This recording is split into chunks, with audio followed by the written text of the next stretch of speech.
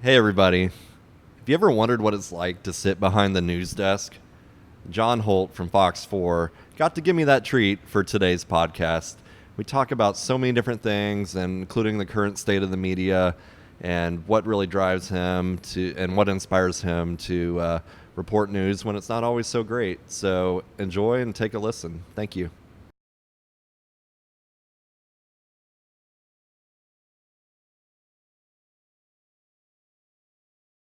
Here we are at Fox 4.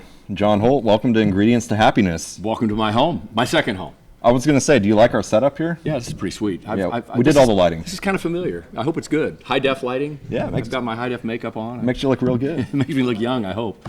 I thought high def would be the end of my career, by the way.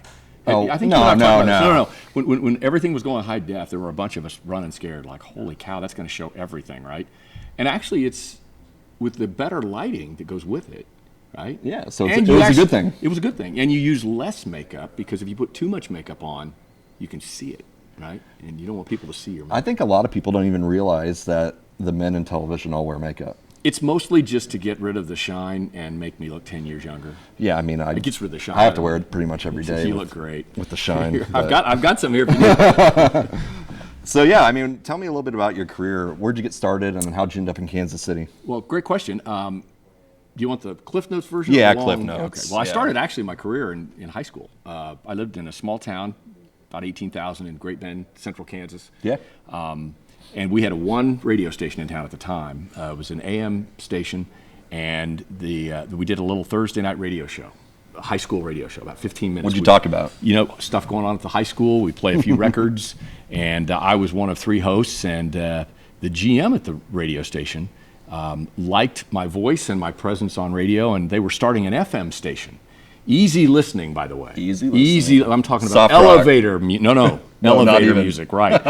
And so it was going to be one of those things where you babysat and checked off when commercials played, and then I would record news and weather, which was the thrill of a lifetime for me. So I would do fill-in, weekends, things like that, paid by the hour, and that was my first taste of broadcasting. Then in the summer, I got to do AM radio and fill-in vacation coverage. Interesting. And fell in love with broadcasting. I did the farm reports. I had no idea what barrows and gilts were. Did you have a couple other notable KC media people come from either your town or nearby? I'm trying to think. What about we've had some Mitch folks. Holtis, well, was he close? Or you worked together? We worked together. Okay. We have Jason Lamb, who was a sports guy here. Now out of the business, but he's a Great Bend high school graduate as well. He and I worked together. There. Mitch and I actually worked together when I was at WIBW in Topeka, which was my first TV job. I went to KU, was in the School of Journalism, got an internship at WIBW during the summer of my before my senior year. Mitch was in farm and ag sales upstairs and did K-State sports.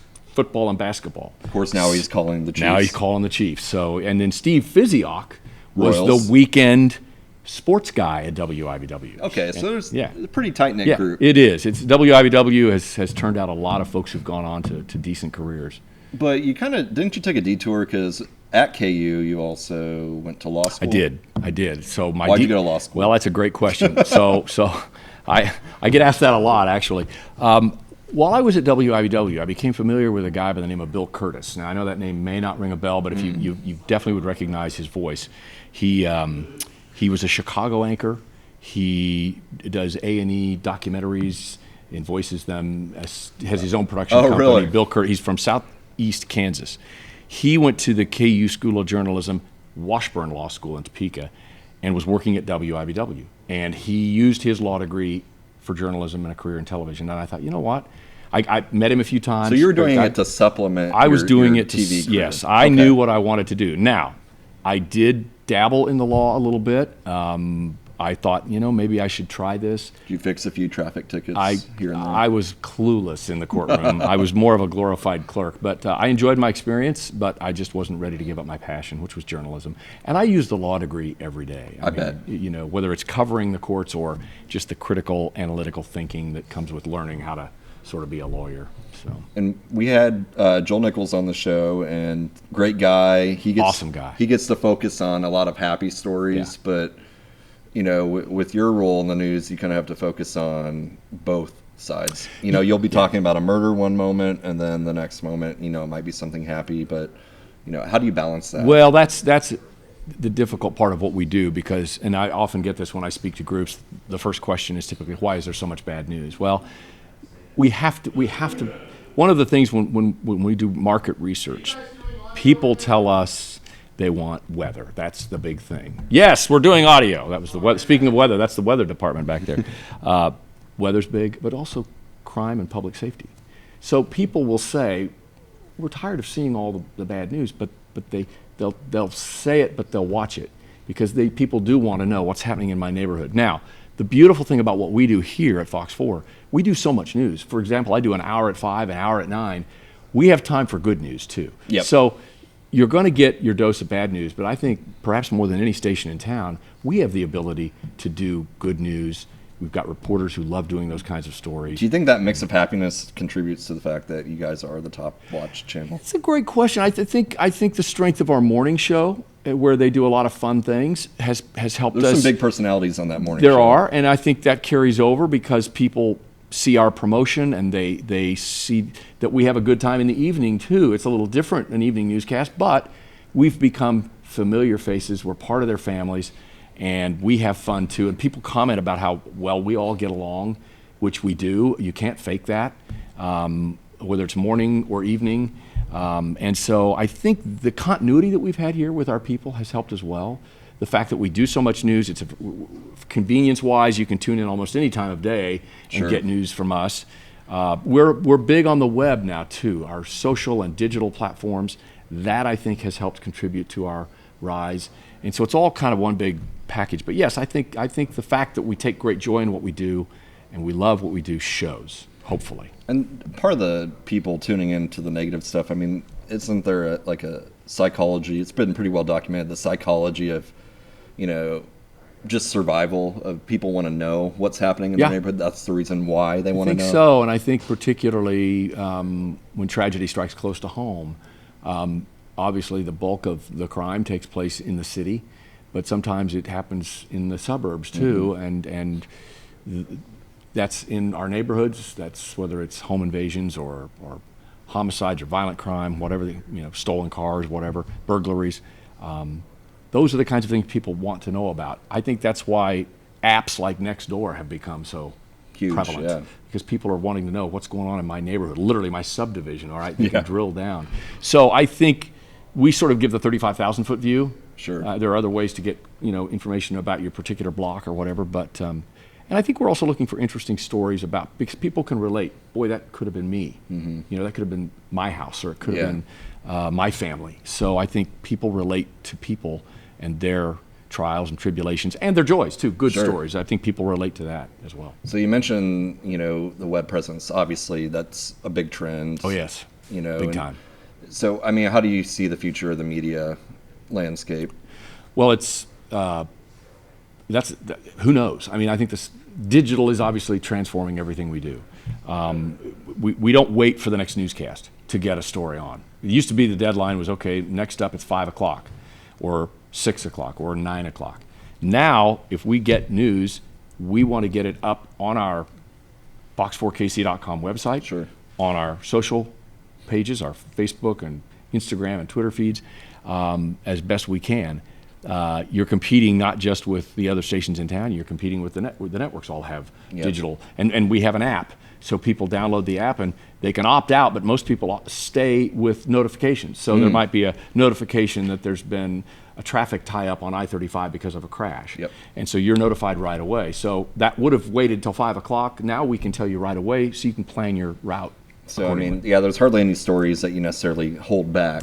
No. I mean, there might be some enterprise exclusive kinds of things, but we'll sometimes use our platforms to strategically let people know when it's coming. And then once it airs, it is up on the platform. So, but the future, you asked about the future. I think that's not going to, I think it's going to become more and more. I think you're going to see on-demand newscasts. A lot of stations in the country do web newscasts just for the web. Interesting. So, I know there's a station in LA that's our station out there that has an afternoon. Throughout the day, they tape these different newscasts that you can go right on their website and watch their anchors do little 3 or 4 minute updates. I think the sky's the limit. I mean, it really does give us a lot of opportunities. When we carried the mayor's debate with the Kansas City Star this last spring, we took our digital channel 4.2, which is antenna TV, and we put the debate on 4.2. We couldn't, Fox programming we couldn't blow out, but we were able to do it on antenna TV. So that gave viewers an option. You could either watch it on Facebook or you could watch it on TV. So that's another option. And were the ratings pretty decent? They weren't bad. On the web? Yeah, they were. Oh yeah, we had really good numbers on the web because that race, as you recall, was a really good one. Yeah, it was. When it got down to the final two. So, when people hear the word media now, there tends to be a lot of distrust, and fake news obviously dominates, and that's pushed by both sides of the political spectrum. But do you feel like journalism's really changed in your career? Yes, and yes. I was taught. So there's more agenda. Is it more agenda driven, or has yellow journalism always been there? Well, I think now there's so many outlets out there. When I started, you had the 3 or 4 local affiliates, network affiliates. Yeah. And really it was 3. Fox didn't really come along as a news presence until later. The cables didn't exist when I started. I mean, CNN was in its infancy, right? Yeah, and it was early the only 80s. one. Yeah. It was the only one. So it was kind of down the middle, and I was taught neutral repertoire. In other words, I'm Switzerland. I'm going to get both sides of the story. I want to get both viewpoints. I want to get as many viewpoints as I can. I'll let the viewer decide. Well, and even then, you probably still get complaints. You do. And I've always said, if you make both sides mad at your story, then you've done your job, right? So now along comes cable, and you have Fox News, you have MSNBC, you have CNN. People confuse you for Fox News? They do, and I'll touch on that. It can be good and bad. Depends on what half of the population. But those outlets all saw a niche, and particularly Roger Ailes at Fox News. He said, there's an underserved group of people out there, the deplorables, if you will, who aren't getting stories told. And so Fox News kind of filled that conservative niche, although their reporters, if you watch their reporters cover stories, they definitely are both sides. But I've read things that they've toned it down a little bit, though. They have, I think. But in the evening, Hannity, that's his shtick. He's not a reporter. He's an entertainer and a commentator. He has a point of view. People do get confused by that. They do. By seeing the words Fox and News together, but then they also label themselves as entertainers. They do. I mean, it's But did you know technically NFL players are entertainers and not athletes? That doesn't surprise from a legal perspective. From a legal perspective. Them and they have the same standing as WWE. Wow. So just kind of think about that next time you watch. That's scary. Where do I stand in that mix? Neither one. No. We try to entertain as well as Sure but your question about Fox News. Okay, so I'll go out and talk to a group, and one of the first things I'll hear from them is, well, do they tell you how to slant the news? And I said, well, who's they? And they say, well, Fox. I said, we are a Fox affiliate. Okay, we are owned by Tribune, actually. At one time, we were owned by Fox, or at least the parent company of Fox. Sure. And not even when we were owned by them, not once did we get a phone call from New York saying, you need to cover this school board meeting this way. They don't micromanage. We cover how we believe local news ought to be covered. The Fox branding is the network, the local affiliate. It's not the news channel. It's Fox Sports. It's Fox Entertainment. That's it. So I feel like local news is pretty balanced. Would you say I think it is. I think for the most part, I don't think we succeed unless we're balanced. I think we have to be. I think if you talk to Channel 9 and Channel 5 and 41, they'll tell you the same thing. Would you say that maybe it's a slight reflection on, though, what your market is? Like an LA station might be a little more liberal than Kansas City. Perhaps, West Coast. I can't speak to that. I would hope that if they're covering stories that they're getting both sides. Sure. But in LA, it's police chases. How many sides can you do of a police chase, right? Get your helicopter. I don't know. They're pretty exciting. They are. They are. They happen here occasionally too, but not like they do out there. Yeah. So, but hopefully we're still big J journalism, I like to say, which is to cover both sides. Now, every station has different views on what stories deserve to be covered, right? we don't always agree with the story selection at other TV stations, and they would look at us and go, wait a minute, why'd you do that story? Because you guys keep an eye on each other. We I do. mean, I think that's a pretty open fact. No, they watch us. We watch them, of course. We have monitors in our newsroom and in our control room, and they do too. Do you ever get in a sticky situation where you maybe find yourself having to cover a unfavorable story about maybe one of your advertisers or? Yes, it does happen occasionally. Occasionally, for example, I'll just throw out an idea here I won't mention any names, but occasionally, let's say you have a big furniture store or a car dealership and somebody complains about customer satisfaction to our problem solvers unit. Sure. Well, the only rule we have is that the problem solvers can cover any story. It could be any advertiser. We just have to let the sales team and the executives here know, hey, we're doing this. I've never, ever seen a story spike.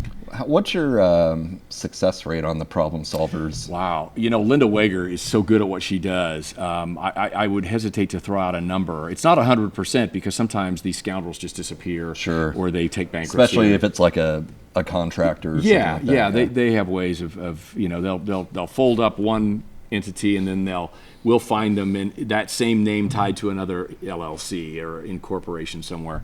Public records, you track them down, but she certainly works hard, and if she doesn't get somebody their money back, she at least puts the word out, avoid them. She really does a great job. So how often is she successful at getting money back? Or I don't know the answer to that, but it's more often than not. Yeah, pretty good. And at the same time she's getting the word out. So stay away. That's obviously probably one of the internal drivers of you, but what do you find joy in with your job? That's a great question, because I think the one thing I love to do, I love storytelling, whether it's from the anchor desk like we are here. By the way, you're a great co-anchor. Oh, thank you. I think you fit right in. Storytelling from here, and I like getting out in the field and doing stories and putting them together and crafting them with a photographer and a producer. You get to meet a lot of interesting people, and so that's where you can kind of take the time to put a story together. And I do special projects reporting as well. And then it's really fun when I'm out live. Like it might be the World Series. I cover the World Series. It might be the Chiefs. It might be a tornado. I've been out a couple of times this year live on location because of bad news. But I like getting out there. I put my reporter hat back on a little bit and get out, and I like being live off the teleprompter, so to speak, and just talking to the viewer about what we're seeing and experiencing. Yeah, I agree. I mean, that seems to be an important part of the storytelling. It is, and our bosses, our producers, executive producers, news director, they believe in that. They like to see us out. How do you handle stressful situations? When you have to go to earlier this year, I remember you did some coverage of the tornado and people that lost their homes. Yeah, I think talk about that. It's hard because you project yourself, right? It's hard not to project yourself into that person and what they've lost. The toughest story I think I've ever covered, I often get asked, what's the hardest story you've ever done? It was Joplin. I was down there for 3 or 4 days, and seeing just lives devastated, people who lost family members or friends. And that was hard because I grew up in Tornado Alley. I've had my share of tornadoes, thankfully no damage. My family was involved in a flood a number of years ago when I was working at Channel 13, and I actually got to go out and help cover that, which was totally weird to be out in my hometown. Covering. I was actually the photographer for a reporter that we flew out on a National Guard helicopter. So I was only there for like 4 or 5 hours. We gathered our stuff and flew back, but I did get to wave at my family from the back of an Army National Guard truck. Wow. Couldn't get to them because of the water, but it was surreal. And that's where it kind of came home to me. It's like, okay, I'm covering my own family. Everybody's alive, everybody's fine, but my home is underwater, basically. And I think what happens with me as a viewer, stories about kids. Those are the hardest. Those are the hardest. When I became a father, and you have kids as well, it's got to be tough. It is tough, and frankly, animal cruelty is tough because we all love animals, and you hear about some of the crazy things people do. But yeah, particularly kids. The recent story of an 8-year-old sleeping in his bed on a Saturday night. Yep. Was he doing anything wrong? No. Wrong place, wrong time. Yep. Why is somebody shooting up his house? Or somebody else's house, and his house got caught in the crossfire. Those are difficult stories. Very hard to tell. The 25-year-old woman in the crossroads. Yep. Talk about a story touching close to home. It happened downtown, but she lived out in Overland Park, Yeah. so crime comes to the suburbs and affects a number of her friends and family out there. That's hard because I have a daughter who might have very well been down on the crossroads with friends celebrating a birthday. I mean, it's an extremely popular event. Yes. That seems like everyone in Kansas City Yes, has been to. and you can Yeah. relate to that going, oh my gosh, that could have been me. Could have been. Or somebody I know. On a very popular intersection, 18th and Yep. Main. Yep. Condolences, definitely, Absolutely. to the people. That's what you have to do. You have to humanize it. People see that we are touched by it too, and I think that's we have to be professional about it. We can't lose our wits about it, but they have to be able to tell, okay, they're empathetic. And people will say, why do you talk to people who've lost loved ones? You'd be amazed, Andrew, at how many of them want to talk. They want to share that person's story. Yeah, and make sure that they're remembered. Yes, and they want to share the good things about them. And we always say, look, we're going to ask one time. And if you tell us no, we're out. We're going to respect your privacy, and we do that. But if somebody wants to share that story, we'd love to be that conduit. Absolutely. How do you, any fun ways you handle stress? I mean, because these are lots of heavy things that you have to deal with on a daily basis. You guys joke around a lot. Newsrooms are kind of macabre settings. We sort of have to. It's kind of like I sort of liken it, although obviously we're not saving lives necessarily. I liken it to doctors, and I grew up in a medical family. Doctors who they have patients die on them. They can't save everybody, right? Right. They cannot get emotionally wrapped up in it. They have to do their job. Now, in their private moments, perhaps they're sad and they deal with that. But when we're on the job, when I'm in Joplin covering that tornado, or when I'm in the newsroom and we're covering a homicide or some kind of horrible, violent thing, you just have to knuckle down and do it. Are you able to leave it here then? Like when you go home as at best night? I can. Yes, as best I can. Sometimes it's harder than others when you involve a child, or maybe I've been out covering a family's home destroyed in a tornado, and I'm like, man, I know I'm going to sleep in my warm bed tonight. Where will they be? Yeah. So it's we also have the working for you aspect where we try to do things, collect. We'll do school supply drives, tornado relief drives, raise money through partnerships. You just did a concert. Yes. You Matter. Yes. So You Matter's been a big deal. Well, it hit there's a good example. That's suicide hit very close to home for us when we lost our beloved morning weather guy, Don Harmon, 5 years ago, a little over 5 years, and we took on that You Matter branding or concept because we realized nobody's talking about this, right? And this is our calling now, and it lives to this day. And I was fortunate enough to be asked to help out with a young high school, Will Gurley, 15 when he started at 16 this year. This is the second year. A lot of young musicians, many of them have struggled with their own mental health issues, and now they have a message in their music. And it was a great night. And again, just spreading the word. If you need help, You Matter, find help. We can get it for you. Do you feel like that dynamic's changed? Have we just shed more light on mental health? I think so. Has it always been there? I think it's always been there, and as resources have dwindled, we talk about federal and state money has dwindled to help with mental health. I think the awareness has grown, which is a good thing, because now I think you're seeing the politicians turn back and go, you know what, we do need to start rethinking the budgeting and how we're spending tax dollars. Maybe we should focus on mental health more. Yep. And we talk about the mass shootings. Those are never fun to report. No. We don't get involved in the debate, but we cover it, and hopefully both sides, and mental health is certainly an aspect. Sure.